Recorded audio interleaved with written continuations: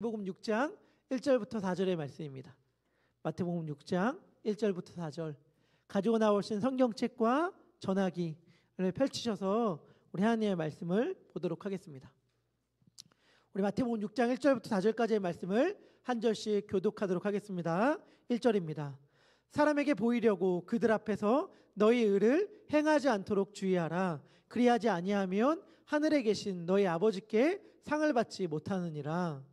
그러므로 구제할 때 외식하는 자가 사람에게서 영광을 받으려고 회당과 거리에서 하는 것 같이 너희 앞에 나팔을 불지 말라.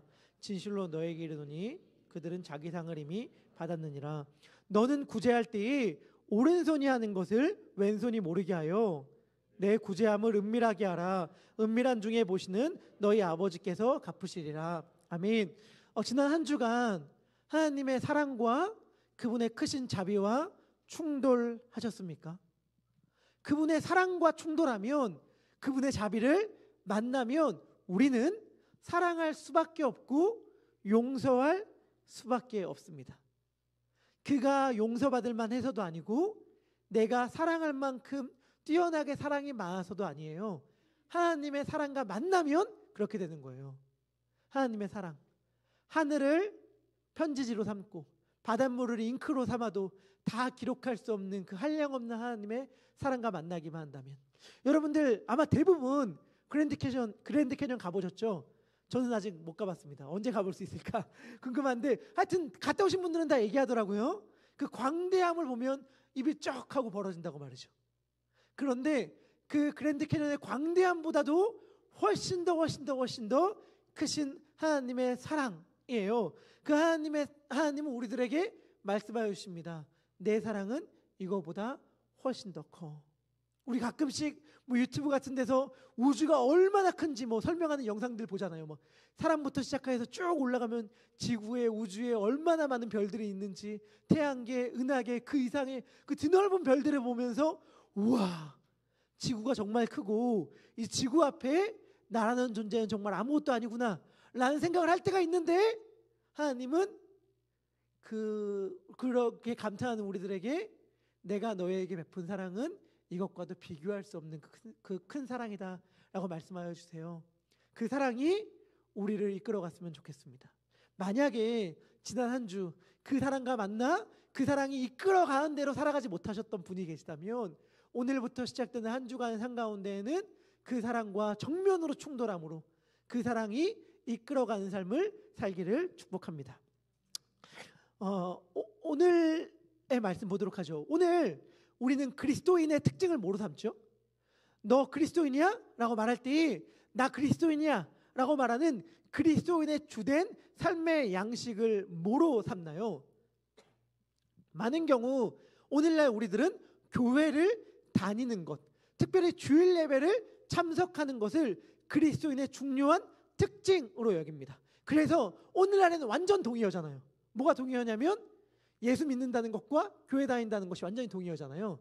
그래서 나 예수 믿는 사람이야 라는 말과 같은 뜻으로 우리는 보통 어떻게 설명하냐면 나 교회 다녀 라고 말을 하고, 예수 믿어 라는 말보다 좀 더 돌려서 말하지만 사실은 거의 동일한 의미로 뭐라고 얘기하냐면 교회 한번 나와봐 라고 우리는 이야기하죠. 그러니까 오늘날 그리스도인에게 그리스도인의 중요한 삶의 양식, 특징을 설명하는 것이 있다면 그것은 무엇이냐면 교회 다니는 걸 거예요. 그런데 예수님 당시에 유대인들이 나는 하나님의 백성입니다, 나 하나님을 믿는 사람입니다 라고 생각하고 이야기했을 때, 하나님을 믿는 사람들이라면 이렇게 살아가야 한다 라고 했던 삶의 양식으로 삼았던 것이 크게 세 가지가 있었습니다. 난 유대인이야, 나 하나님의 백성이야, 하나님의 백성이면 이렇게 살아가는 거야 라고 하는 것이 크게 세 가지가 있었는데, 그것은 구제, 기도, 금식이었어요. 누구든지 저 사람이 특별한 규칙을 가지고 구제하고 기도하고 금식하는 것을 본다면, 아, 저 사람은 유대인이구나, 저 사람은 하나님을 믿는구나 라는 걸 알 수 있었습니다. 이 마태복음 6장에서 예수님은 유대인들이 자신들의 주된 삶의 양식으로 삼았던 이 세 가지를 놓고 하나님의 말씀을 전하십니다. 구제, 기도, 금식, 이 세 가지를 놓고 각각 원래 갖고 있는 의미에 대해서, 하나님의 마음에 대해서 이야기하는데 오늘은 그 중에 대표적으로 구제에 대하여 먼저 살펴보도록 하겠습니다. 오늘 말씀을 전하기 앞서서 먼저 이 말씀을 드리고 싶어요. 오늘 본문은 너무나도 유명하잖아요. 교회를 다니지 않는 사람들도 다 알아. 이 예수님의 말씀을 다 알아요. 어떤 말씀이냐면 오른손이 하는 일을 왼손이 모르게 하라. 여러분, 이 유명한 말을 예수님이 하셨다는 사실 알고 계셨습니까? 알고 보면 예수님이 하신 말씀 너무나도 많은데 이 예수님이 하신 말씀을 교회 안 다니는 사람들도 다 알고 있어요. 그러니까 이 너무 유명한 말씀을 교회 안에 전하다 보니 교회 안에서 나눌 때는 설교자에게는 이러한 욕망이 있습니다. 조금 새롭게 신선하게 전하고 싶은 욕망이 있고 회중들도 몰랐던 이야기를 듣고 싶어하는 마음들이 있죠. 그래서 제가 한번 살펴봤어요. 이 말씀을 사람들이 어떻게 전하는가 살펴보니까 적지 않은 설교들이 이런 타이틀을 달고 전하더라고요. 어떤 타이틀이냐면 이 말씀의 진짜 의미는 이런 것이다. 우리는 이제까지 이 말씀의 진정한 뜻을 모르고 있었다. 이런 식으로 말씀을 전하더라고요. 그러면서 오른손이 하는 일을 왼손이 모르게 하라 라는 말도 사실은 우리가 완전 오해하고 있었지만 다른 의미가 있다. 진짜 뜻은 이런 거다 라고 하면서 하는 설교들이 적지 않게 있다는 사실을 이번에 알게 되었습니다. 대표적인 건 이런 거예요. 이 예수님의 말씀은 사실 원어에는 손이라는 말이 없거든요. 그러니까 원래 예수님이 하신 문자적인 말을 문자적으로 번역하면 이렇게 번역할 수가 있어요. 오른편이 한 일을 왼편이 모르게 하라. 이렇게 번역할 수가 있어요. 그런데 성경에서는 오른편은 대부분 하나님의 편, 하나님의 백성을 가리킬 때 사용되고 왼편은 대부분 하나님을 적대하는 사람들을 가리킬 때 사용되잖아요. 그래서 예수님의 비유 가운데 양과 염소의 비유도 양은 오른쪽, 염소는 왼쪽에 있지 않습니까? 그러니까 이 비유를 두고도 그렇게 설명하는 거죠. 하나님의 백성들만 알 수 있는 이야기들, 하나님의 백성들만 알 수 있는 진리에 속한 것들은 왼손이 알면 안 된다. 아니 알지도 못한다. 거룩한 것을 마치 돼지에게 던지지 말라는 식으로 그런 식으로 말씀을 설명하는 해석들도 있던데 물론 그런 해석의 유익도 어느 정도 있을 수 있지만 제가 정말 강조하고 싶은 게 있어요. 진짜 강조하고 싶은 거. 그것은 뭐냐? 우리에게 정말 필요한 것은 기가 막힌 해석, 감탄이 절로 나오는 설교가 아니라 익히 알고 있는 말씀에 대한 작은 순종입니다. 우리에게 진짜 절실한 것은 뭐냐면 뻔한 설교가 아닌 새로운 설교, 새로운 해석이 아니라 뻔한 설교에 대한 즉각적인 순종이 우리들에게 필요해요. 오늘 저는 새로운 말씀, 놀라운 말씀, 신선한 이야기 하려는 거 아니에요. 여러분들이 어쩌면 익히 알고 있고 다 이해하고 있던 말씀을 전할지도 몰라요. 하지만 중요한 것, 하나님은 우리들에게 무엇을 요청하냐면 너희들 알고 있는 거 알아. 그런데 행하고 있니? 순종하고 있니? 이 질문을 던진다는 사실을 기억하며 오늘 말씀에 대하여 내가 어떻게 오늘 말씀을 나의 삶으로 만들 수 있을지, 나의 삶의 즉각적인 순종으로 가져올 수 있을지를 생각하면서 말씀의 귀를 기울이면 좋겠습니다. 오늘 본문 6장 1절의 말씀입니다. 우리 같이 읽도록 하겠습니다. 읽겠습니다. 시작.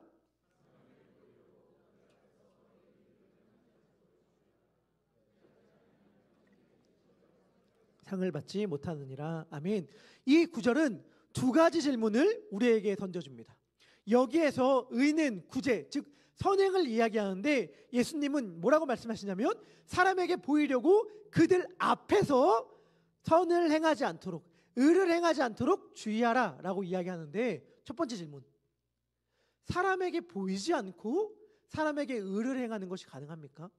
구제와 선행은 사람에게 행하는 것인데 사람에게 보이지 않고 사람에게 행할 수 있습니까? 아니, 그것이 가능한지는 둘째 치더라도 예수님은 이미 마태복음 5장 16절에 이러한 말씀을 해주셨잖아요. 우리 5장 16절의 말씀도 같이 읽도록 하겠습니다. 시작.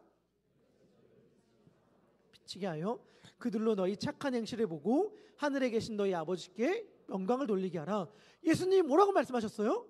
너희 빛을 사람 앞에 비춰라. 그리고 그 사람들이 너희의 착한 행실을 어떻게?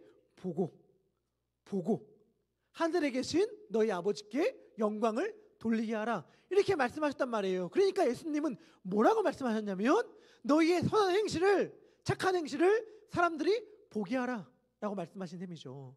그럼 오늘은 왜 그들 앞에서 행하지 않도록 주의하라 라고 말씀하셨을까요? 이 두 말씀을 곰곰이 들여다보면 예수님이 무엇을 말씀하시는지를 알 수 있습니다. 예수님은 사람 앞에 보이는 것 자체를 문제 삼지 않으세요. 예수님이 문제 삼는 건 뭐냐면 보이려고 하는 것을 문제 삼는 것이죠. 그렇죠. 보이려고 하지 않도록 하라 라고 말씀하시므로 예수님은 그의 동기와 의도를 문제 삼습니다. 착한 행실, 구제, 선행, 의로움을 베풀어요. 그런데 그 목적이 하나님께 영광을 돌리는 것이 아니라 사람들에게 자신이 인정을 받는 것, 사람들에게 평가를 받는 것, 사람들에게 보이려고 하는 것, 그것이냐 아니냐, 예수님은 이 동기를 묻고 계신 것입니다. 첫 번째 질문은 그러면 해결이 되었어요. 아, 보이는 게 문제가 아니고 보이려고 하는 게 문제구나 라는 걸 알게 되었습니다. 두 번째 질문, 이 질문이 좀 더 중요한데 제가 단도직입적으로 물어볼게요. 사람들에게 보이려고 하면 왜 안 되죠? 사람들에게 보이려고 하면 왜 안 됩니까? 특별히 오늘날은 더 이 질문에 대하여 우리가 이 질문을 가질 수 있습니다. 얼마 전에 이제 한국에서 큰 산불이 났잖아요. 너무 가슴 아파하면서 함께 기도하고 계신 분들 많은 줄 알아요. 그런데 예를 들면 여러분들 이런 식의 이야기들이 오간다고 해봐요. 어떤 연예인이 산불을 난 사람들을 도와주기 위하여 큰 금액을 도네이션합니다. 기부합니다. 그러니까 옆에 있는 누군가가 이렇게 얘기해요. 그 뉴스를 본 누군가가, 아이 저 사람, 저 연예인 칭찬받으려고 기부하는 거야. 기사에 자기 이름 한 줄 쓰려고 기부하는 거야. 사진 찍히려고 기부하는 거야 라고 누군가가 이야기한다면 대뜸 무슨 말 들을 것 같아요? 너는 그렇게라도 해봤냐? 너는 그렇게라도 하냐? 우리 이 말 되게 많이 하잖아요. 그러니까 사실 우리는 요즘엔 거의 동기를, 의도를 중요하게 여기지 않아요. 실제적으로 그 사람에게 도움이 되는 게 중요하지. 그 사람이 설령 자기의 이름을 내려고 한다 하더라도, 그 사람이 설령 기사 한 줄 날려고 기부를 한다 하더라도 자기 실제적으로 그 사람에게 도움을 주느냐 안 주느냐가 중요하지 그의 의도가 뭐가 중요해? 라고 우리는 생각하고 살아갑니다. 한 발 더 나아가, 아니 자랑해야 돼. 선한 영향력이라는 말 있잖아. 도리어 선행은 널리 알려야 돼 라고 이야기하죠. 이게 우리들의 기본 태도 아닌가요? 솔직히. 자, 그럼 질문합니다. 왜 우리들은 동기야 어쨌든 실제적인 도움이 되느냐 안 되느냐가 중요해 라고 말하고, 왜 예수님은 구제에는 동기가 중요해, 너의 마음이 어떠한 의도를 가졌는지가 중요해, 그렇기 때문에 보이려고 하는 것이 아니라 은밀하게 행해야 돼 라고 말씀하시는 걸까요? 왜 우리의 생각과 예수님의 생각에 차이가 있는 걸까요? 그 이유는 이것입니다. 우리는 구제를 할 때에 구제를 받는 대상의 현실적 필요가 얼마인지, 그리고 나의 도움이 그에게 얼마나 현실적으로 도움이 되었는지를 중요하게 생각합니다.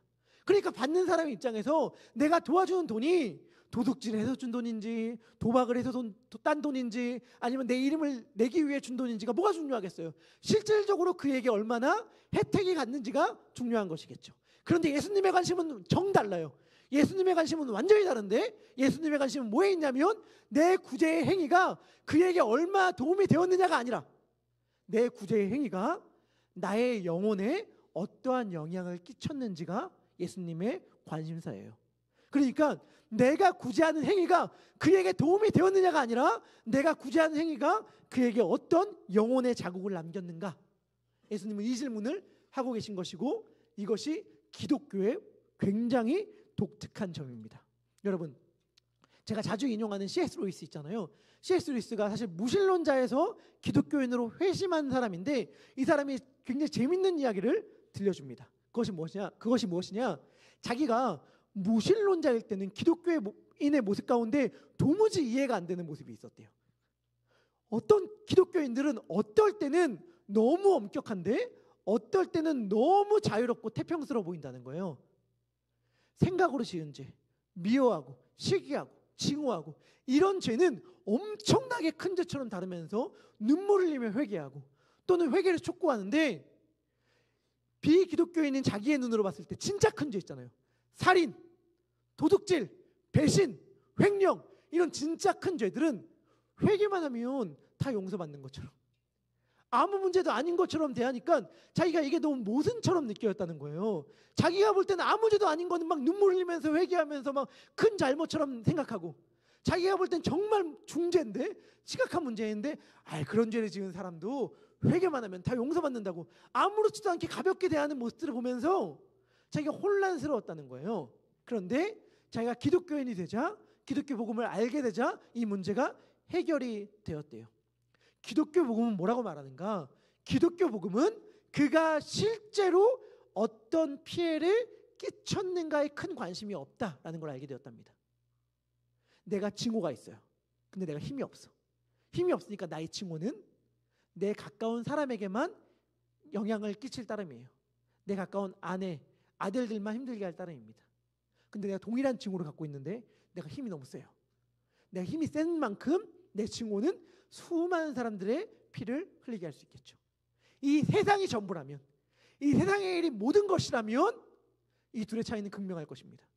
그런데 이 세상의 전부가 아니고 이 세상보다 이 세상 다음에 펼쳐진 세상이 더 중요하다면 루이스는 이렇게 말하는 거예요. 겉으로 펼쳐진 결과는 완전히 다를지 모르겠지만 그 징후가 그 사람의 영혼에 끼친 영향은 동일할 것이다. 그리고 우리는 결국에는 자신의 영혼이 형성된 그 영혼이 합당한 곳에 가게 될 것이다 라고 이야기하는 거예요. 내가 징후한다면 실제적으로 내 징후가 누군가에게 얼마나 큰 피해를 끼쳤느냐 끼치지 않았느냐로 둘째 치더라도 내 영혼을 망가뜨립니다. 내 영혼을 아프게 하고 결국에는 영원히 살아갈 그 나라의 네 영혼이 어떻게 어느 나라에 합당한 모습인가를 평가받게 될 것입니다. 구제도 마찬가지예요. 남이 보느냐가 핵심이 아니에요. 여러분 절대 오해하면 안 되는 게 이건 남 안 보는 데서 선행해 이 말 아니에요. 이 말 아니에요. 여러분들 가운데 이런 사람들 있죠.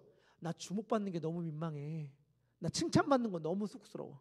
그러니까 내가 잘한 것 제발 남들에게 알리지 않았으면 좋겠어. 나 민망해서 이거 자랑하는 거 너무 싫어.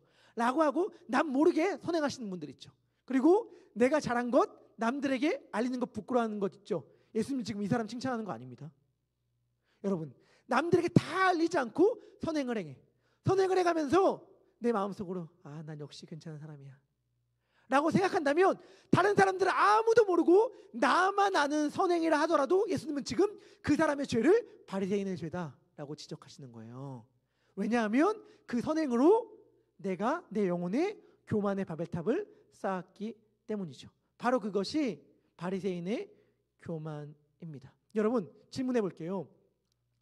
자신이 남들보다 더 우월하다 속으로라도 남들보다 난 저 사람보다 낫지 라고 하는 사람으로만 가득 찬 세상을 생각해 보세요.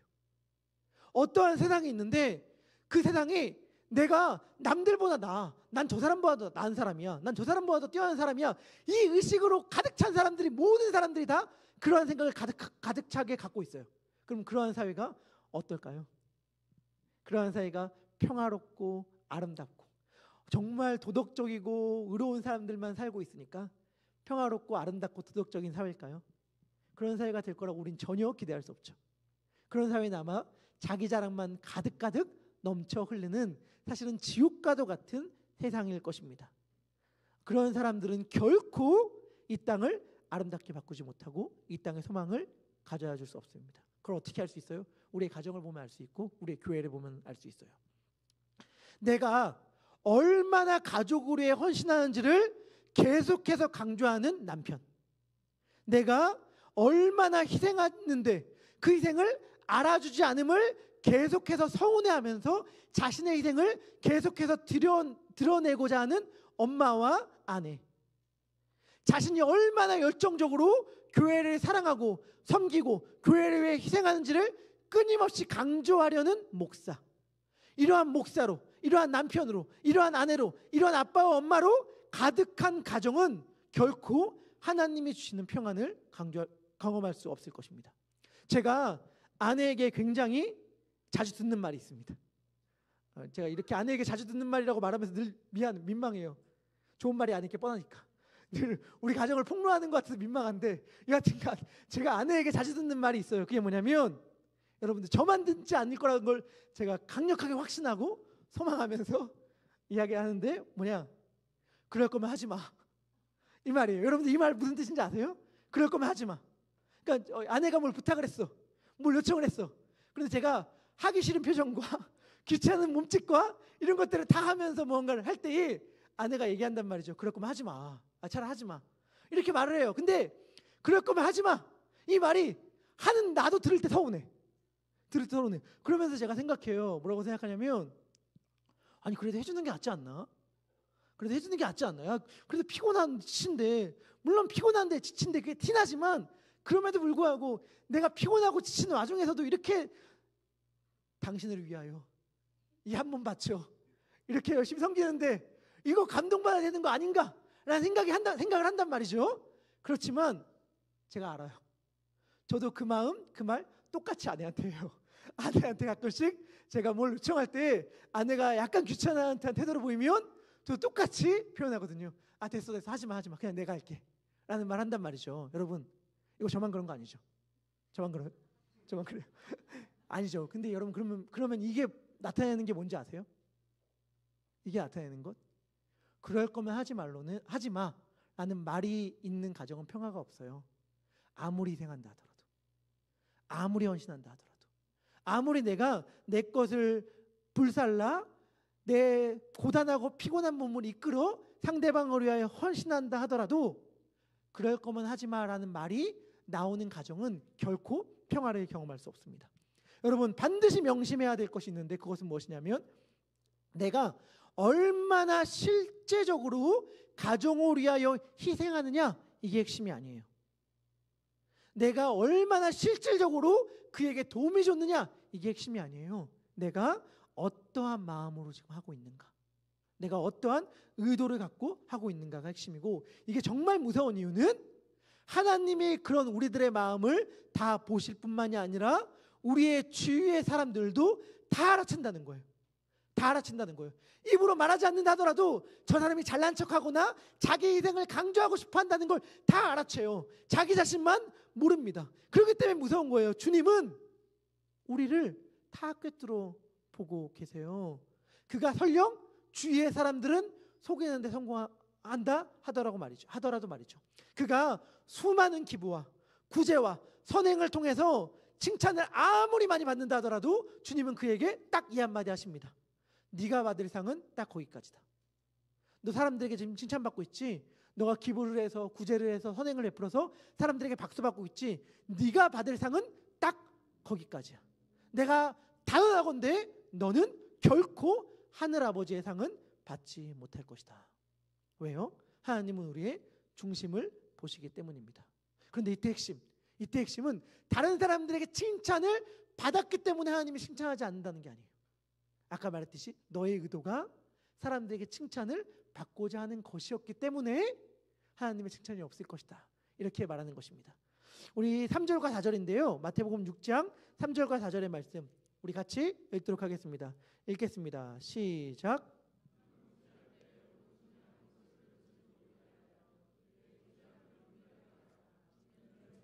내 아버지께서 갚으시리라. 여러분, 이 말씀을 아까 말했듯이 오해하면 안 돼요. 남들 모르게 선행해야지 라고 하는 오해를 가지면 안 됩니다. 우리는 사실은 이 연약한 마음들이 다 있어요.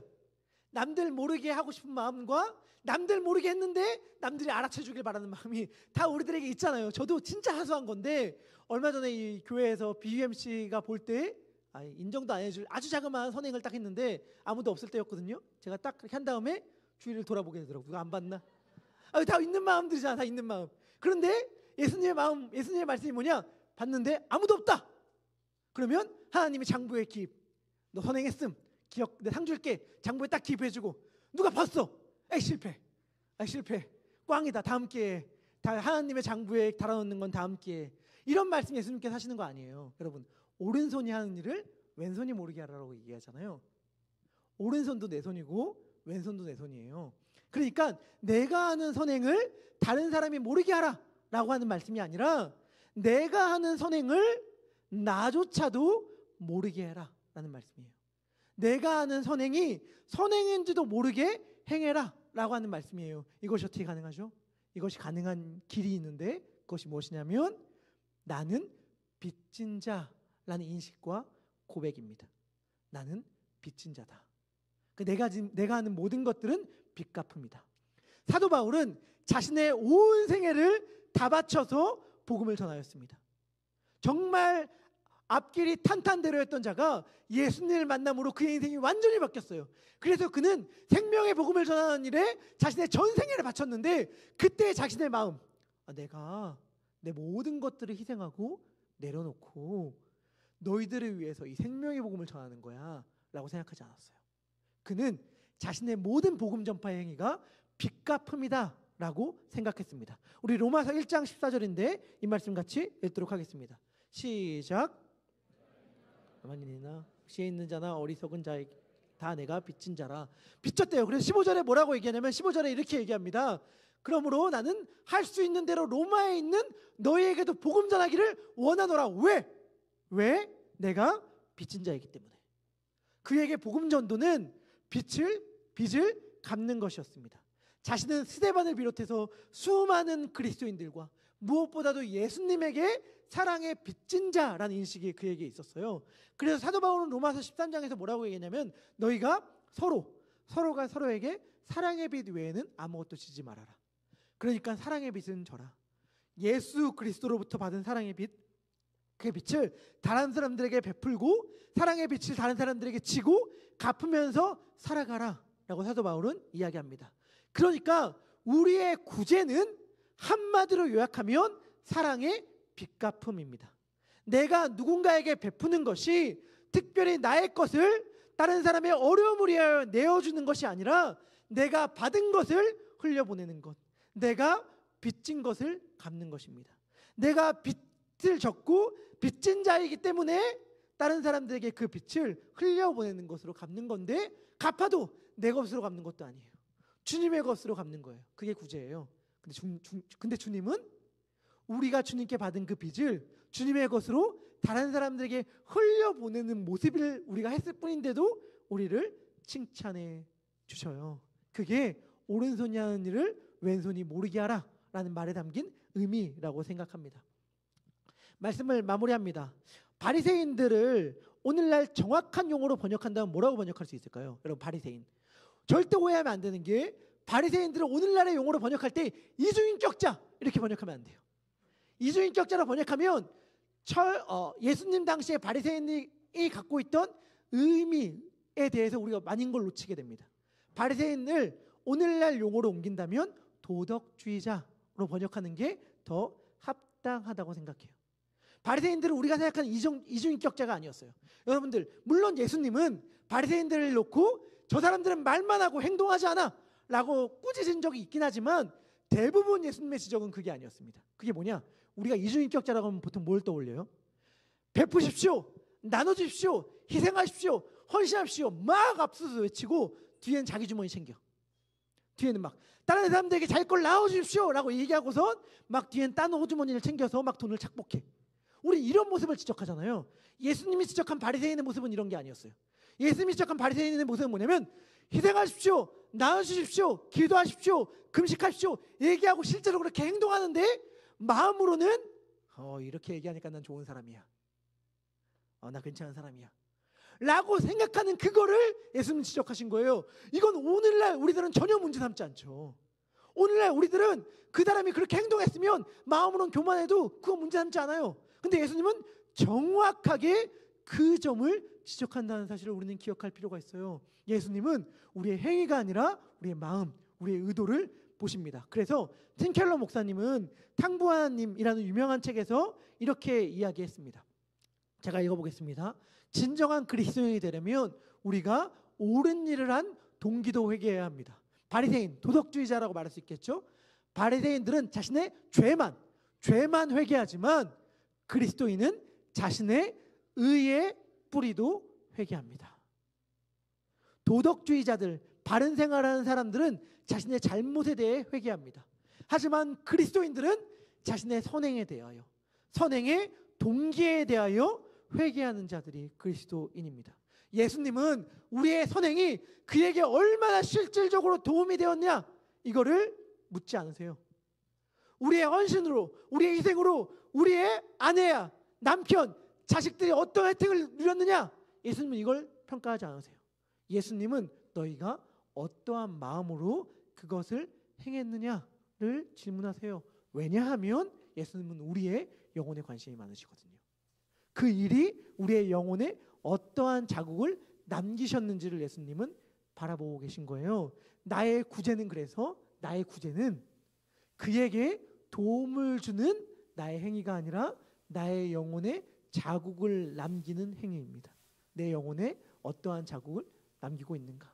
동일한 구제를 통해서 누군가는 자신의 영혼에 교만의 바벨탑을 쌓을 수 있고, 동일한 구제를 통해서 누군가는 자신의 영혼을 겸손하게 하나님의 은혜를 구하는 자로 만들 수 있다는 사실을 우리는 기억해야 합니다.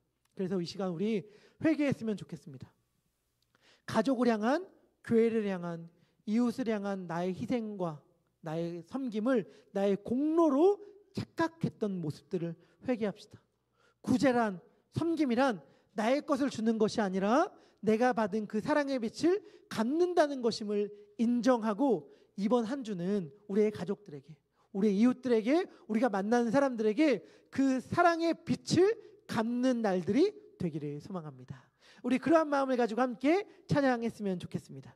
우리의 모든 것 되시는 예수님, 우리에게 사랑의 빚을 엄청 갚아주시되 그것이 우리에게 채무감, 의무감, 뭔가 갚아야 될 부담감으로 주시는 게 아니라 감사와 감격으로 주시는 그분, 사랑에 우리가 이 사랑을 이렇게 받았다는 사실이 오로지 감격과 감사하게끔 하시는 그분, 그래서 자동적으로 갚으시게 하시는 그분을 마음껏 같이 찬양했으면 좋겠습니다.